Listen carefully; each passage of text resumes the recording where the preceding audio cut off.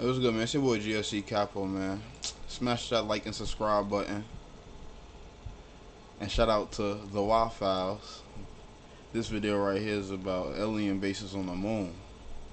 And about Ingo Swann. You know what I'm saying? He told the story, so about to smash this play button. You can drop some comments, tell me what y'all think about this video. Ingo Swann released his book titled Penetration in 1998.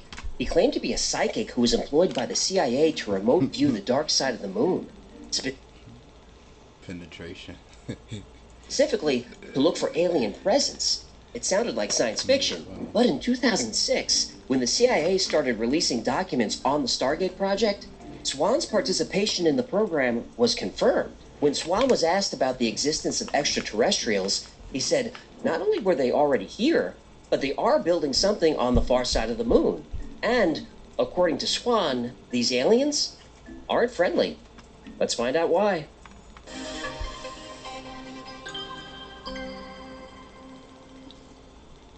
When Ingo Swann was a child, his family noticed he had psychic potential.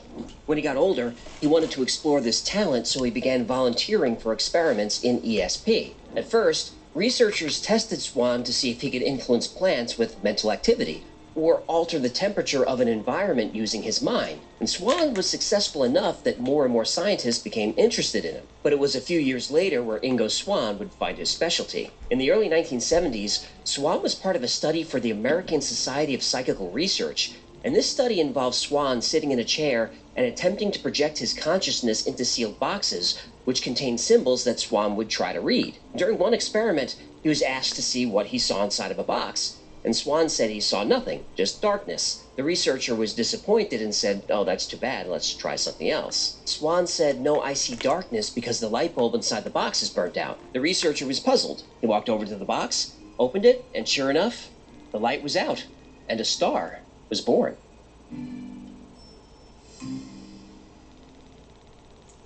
Ingo Swann's success in these early experiments got the attention of the Stanford Research Institute. You might remember the SRI from our Project Stargate video, which I'll link below. SRI had been remote viewing places around the world for years, but once they found Ingo Swann, who was extremely successful at this, they wondered if he could remote view other places in the solar system. There was an experiment in 1973 where Ingo Swann was asked to project his consciousness to the planet Jupiter. At first, Swann rejected the idea. Ingo Swann never wanted to remote view anything that couldn't be confirmed. There were plenty of frauds who claimed to have psychic abilities, and Swann valued his reputation. He didn't see any value in going to Jupiter if his observations couldn't be confirmed. But that is dope as fuck, the bro. researchers at SRI told Swann Jupiter was chosen because NASA had probes on the way there right now.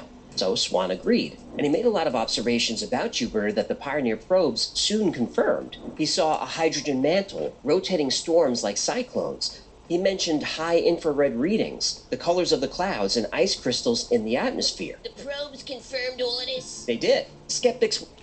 So this is how the ancients knew what all these planets was without having technology like that, like the technology we have.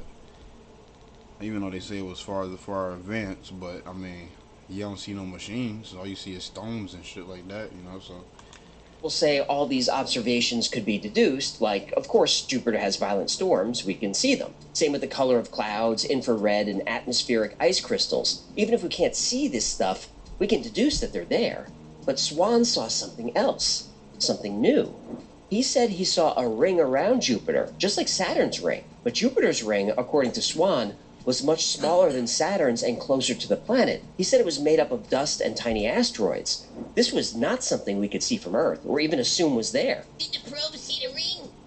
The Pioneer probes in 1973 and 1974 did not see a faint ring around Jupiter. Oh. But when Voyager 1 passed by Jupiter in 1979... Tell me there was a ring. Yep. There was a ring. Yahtzee! I am not this body in terms of consciousness, and consciousness can go places where the body cannot.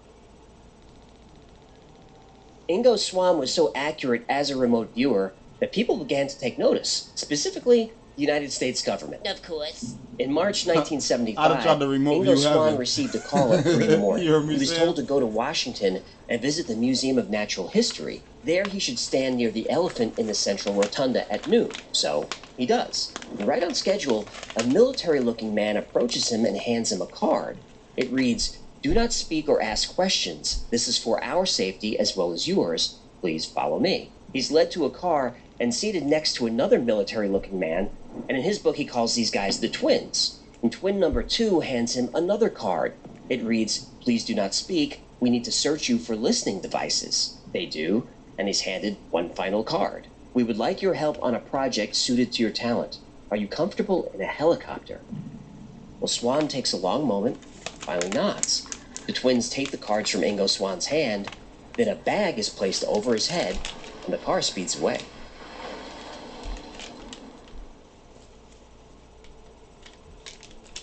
Though Ingo Swann Sound like that CIA agent.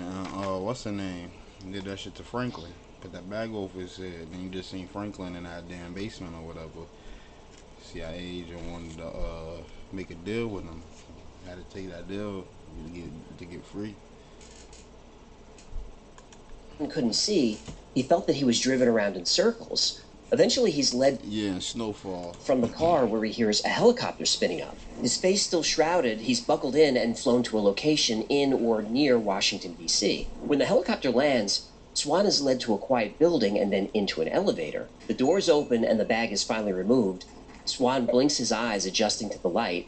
Then a kindly-looking man introduces himself as Mr. Axelrod. Ingo Swann is obviously nervous. And Mr. Axelrod sees this, he smiles, tells him not to worry, that he's in no danger, and offers him a cigar.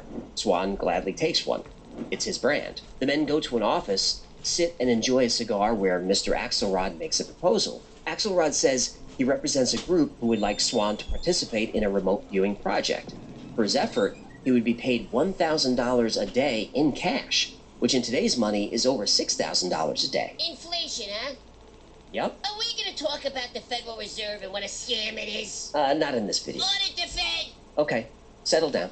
So, Ingo Swann really needs the money, but to get it, there are a few catches. First, he can't reveal any of this to anyone, and can't speak of it for at least 10 years.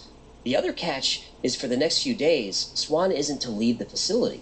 He'll be provided with a comfortable room, TV, a gym, swimming pool, and anything he needs, but if he takes the job, he stays on site under constant surveillance. Now, Ingo Swann is quiet for a while. As crazy as the past few years have been, he's never been through anything like this. Mysterious calls in the middle of the night, clandestine meetings, subterranean facilities, and now a kind but strange man offers him a lot of cash for an unknown mission. Axelrod sees Swann processing all of this and finally asks if he agrees to the terms. Swann nods that he does. Axelrod puts out his cigar, shakes Swann's hand, and says, "Good, get some rest. Tomorrow, we begin." Man, on the A And side. it has very distinct features of a satellite dish. It's got the dish itself, the crater shape. It's got a long spike that appears to come out of the middle. All sorts of stuff that looks exactly like a satellite dish on Earth looks. The next morning, Axelrod tells Ingo Swann that he'll be remote viewing the moon. And Swann is confused by this, but Axelrod reminds him, No questions. right.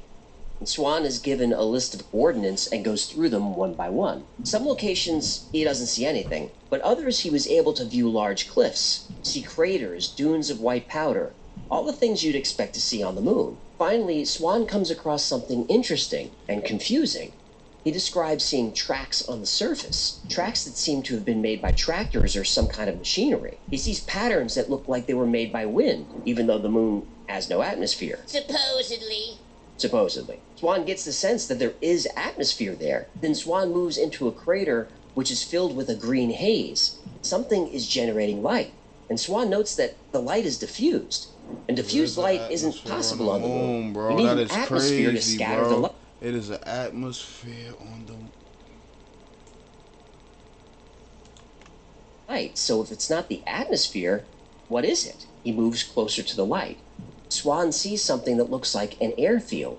He describes large structures like hangars, roads, towers, and machinery. Across craters and chasms, there are bridges. evidence of a lot of activity, industrial activity. Cut into the rocks are perfectly round holes, like they were dug with large earth-moving equipment. He moves to a different location and sees some structures emitting light of all different colors. Swann goes in for a closer look. The domes have windows, and even though the area was dark, he could see a fine mist inside the structures and that same eerie green glow. Swann moves closer. He goes right up to the windows. Inside, he describes humanoid figures that look almost like us. He describes this as an area of high activity. Whoever or whatever these beings are, they're very busy, and Swann continues to observe, describing everything he sees. Suddenly, 2 of the beings, then 3, then a dozen, then more, they just stop. They turn to the window where Swann has projected himself. This makes Swann very nervous. He says, "They see me." Then calmly but urgently, Axelrod says, come back now." Swann says, "They're pointing at me." Axelrod tells Swann firmly, "Please come back quickly away from that place." Swann wills his consciousness back and slowly opens his eyes. Finally, he turns to Axelrod and says, "You already know they're psychic, don't you?" Axelrod takes a deep breath and says, "The experiment is over. It's time for you to go home." Neil and Buzz were on the lunar surface. Neil switched to the medical channel and spoke directly with the chief medical officer, saying, "They're here, they're parked on the side of the crater, they're watching them." Though Ingo Swann's moon experiment was over, Mr. Axelrod and the secret organization That's wasn't crazy, quite finished with bro. him. About 6 months after Y'all know what that mean? Do y'all know what that mean? leaving Washington, D.C., Swann was in a supermarket. While doing some grocery shopping, he spotted a stunning woman. He describes her as one of the most beautiful women he'd ever seen. What was she wearing? Don't be creepy. Hello? I like that I'm fish. asking for science. Well, I like Swann that fish. says she was barely wearing anything at all. Short shorts, bikini top, and the tallest high heels he'd ever seen. Heels tall, bikini small. She said she liked Patrick. heels. Excuse me? Hello, Cool J. I'm going back to Cali. I don't think so. Nice. Anyway, Swann was obviously very taken with this woman because the chapter in his book, It's Barely Safe for Work. He says when he saw her, he felt a wave of electricity going through him and felt tingling all over his body. Suddenly, he felt the hair on the back of his neck stand up, and in that moment, he had the distinct feeling that she was an extraterrestrial. Now, Maybe that's what Kenny Veach was feeling, but he was feeling a more sinister feeling, you know what I'm saying? Like, hey man, rest in peace to him if he dead, but yo, man, he been missing for some time, bro. People been looking for this dude, bro. Shit crazy. Swann was very aware of how ridiculous this sounded, and he was about to chalk it up to him simply being smitten at the sight of her. But then he turned around and saw the twins from the moon experiment. So he panics and runs out of the store. But later that evening, he receives a phone call. And he's told to fly to New York immediately and be in Grand Central Station the next morning and wait for contact. Of course he goes. When he gets to Grand Central, he sees one of the twins standing near a payphone. He gestures at Swann to come over. The phone rings. It's Mr. Axelrod. Axelrod asks all kinds of questions about his interaction with the woman, and Swann relays the story. At first, Axelrod is suspicious. He demands to know if he knows her, if she saw him, if she might be following him. Now, Swann doesn't understand any of this, and he starts to become frightened. He tells Axelrod he's never seen her before and has never had any contact with her. Now, finally, Axelrod tells Swann, just stay away from her. Swann asks who she is. Axelrod says, all you need to know is that she's very dangerous. Swann says he understands, and they chat for a while, and Axelrod asks him how his remote viewing success rate is doing. Swann says he's almost 65% accurate, but not quite there. So Axelrod says, when you get to 65%, write the number 65 on a note on your desk and leave it there. Tell no one, we'll be in touch. And just like that, Axelrod hangs up. Now, Ingo Swann doesn't hear from Axelrod for a year, but he finally gets his remote viewing success rate to 65%. And just as he was instructed, he writes the number on a slip of paper and places it on his desk and goes home for the night. Now, even though his office is locked and nobody knows the code, when he gets in the following morning, the note is gone. And on his desk is what looks like a light dusting of powder. And in the powder, someone scribbled 2 words, expect contact. A few days after Ingo Swann was told to expect contact, he was heading to the university cafeteria when Mr. Axelrod appeared. Axelrod walked right up to Ingo Swann, shook his hand, and asked if he could get away for 3 or 4 days. Swann said sure, and asked where... Man, that's some nerve-wracking experience right there, boy. I'm telling you, man. I don't know what the hell I expect. Like, hey, imagine that. And even letting the same contact, expect contact. You don't know you about to expect contact from those people or your people. Like, what the hell is going on there, bro? Shit. they were going. Axelrod smiled at him and asked, "Have you ever seen a UFO?" Holy shit! I didn't used to see the sound on the Stacy, doesn't it? Do you hear that? That whistling sound?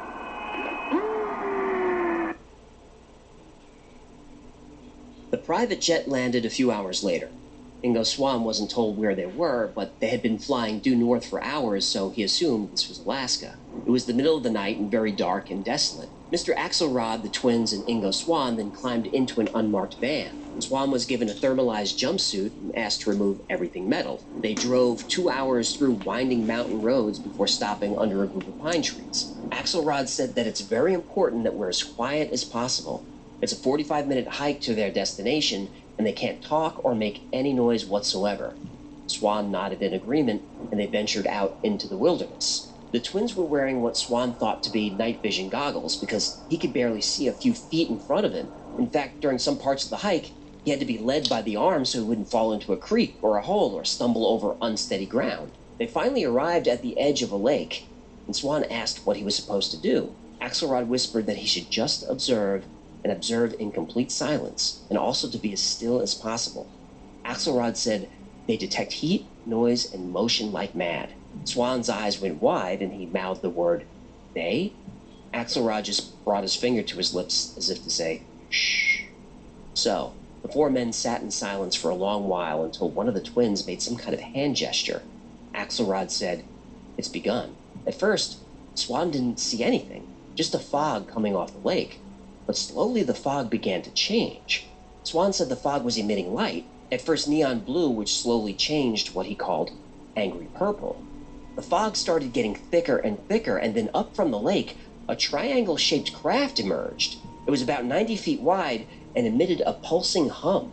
Suddenly, beams of light were shooting from the craft, hitting different locations around the area. That's crazy, One of bro. the twins shouted, "We have to move." So they did. Then a beam of energy hit the area where the men were, and Swann remembers hearing a loud crack like lightning. And Swann was so stunned he couldn't move. He had to actually be dragged from the area. And Swann looked over his shoulder and saw water from the lake somehow being pulled into the craft. He described it as a reverse waterfall. And on the drive back, everyone was completely silent.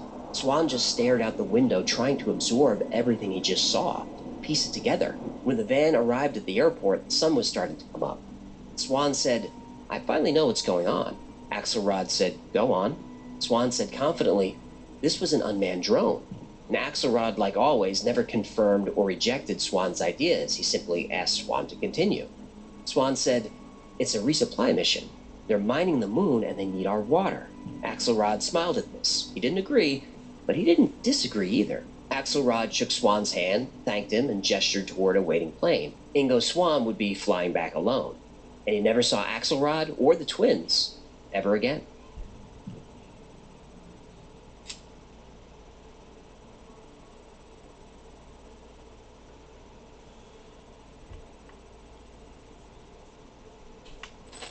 Ingo Swann kept his word and didn't speak of any of these events for years. He eventually published a full account of the story in his book Penetration, which I'll link below. It's a great book. Ingo Swann tells the story with a lot of flair.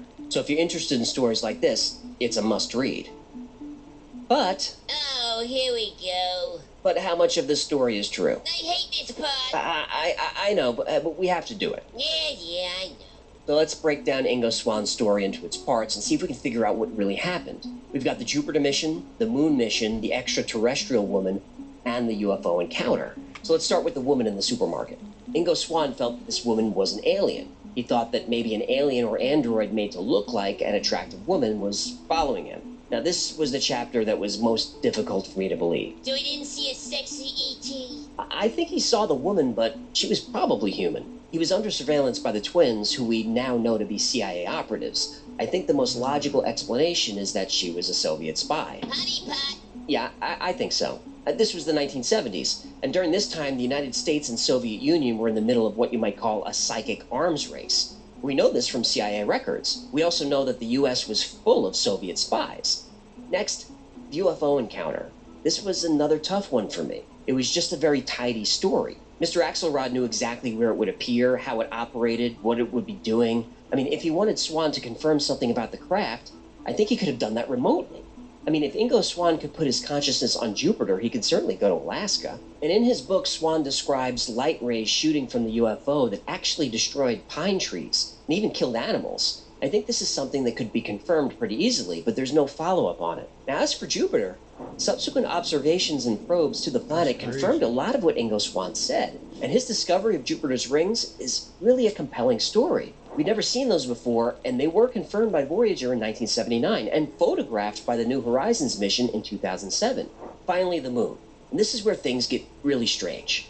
The CIA had remote viewers projecting to Jupiter, Mars, and the moon. Even though the remote viewers' reports were highly classified, they're not any longer, and their reports are remarkably similar. The problem with the moon is that the US government simply will not allow us to confirm the details. There are reports of astronauts hearing signals coming from the moon, but those signals are dismissed as interference. We have pictures of what look like huge structures on the moon, but the pictures are fuzzy and can easily be refuted by skeptics as rock formations. What about pictures of the far side of the moon? Well, NASA has plenty of those, but they're very stingy with what they release to the public. And if NASA won't tell us what's happening up there, we're going to fill in the blanks ourselves. It's an indisputable fact that Ingo Swann was part of secret government experiments for years. If you search the CIA website, there are hundreds of documents that confirm this. And everyone who worked with Ingo Swann 100% believed he was telling the truth about everything he saw. Now, Swann admitted that he got things wrong plenty of times, and was always reluctant to remote view places that couldn't be confirmed.